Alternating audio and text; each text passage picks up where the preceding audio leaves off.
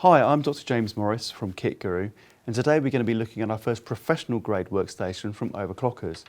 You might be more familiar with Overclockers from their gaming systems, and you may have bought components from them.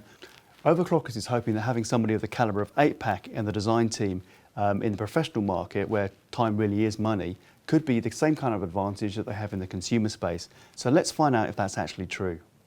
To differentiate from their consumer range, Overclockers is going to market their workstations under the brand RENDA, and here we have the memorably titled PW-E7F.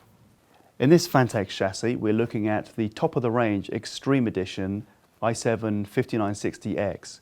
Now this is a processor that runs at a native 3 GHz with a 3.5 GHz turbo mode. As you would expect, this has been permanently frequency enhanced or overclocked to you and me to 4.2 GHz. It's also an 8-core processor with 16 virtual threads, so it's got plenty of power for all kinds of activities. Now we have 32 GB of 2133 MHz DDR4 memory. This has been sensibly configured as 4 DIMMs, so you get quad-channel memory performance. Now market research says that 8 out of 10 professional graphics cards come from NVIDIA's Quadro range. In this case we have an AMD FirePro W8100, which is the second one down from the top of the range W9100, so it's still a pretty powerful card. Now this FirePro has 2560 stream processors, so it's pretty potent. It's also got a very healthy 8 GB of GDDR5 frame buffer. The storage configuration is the pretty standard one of a solid-state disk for operating system and applications and a regular mechanical hard disk for the general data storage. The SSD itself is around the back. So here we have a 256 GB Samsung 850 Pro solid-state drive, and this is a 2 TB Seagate mechanical hard drive. Given that the motherboard supports the very fast PCI Express M2 connection, the only thing we would question is the fact that this is a SATA-based solid-state disk. With all the cabling around the back and the water cooling system, the interior is pretty neat and tidy too.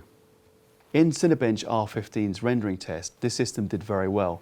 8 overclock cores are pretty potent in this particular type of 3D rendering activity. If you're going to get any better, you're going to need to shell out quite a lot more money for a seriously multi-core Xeon.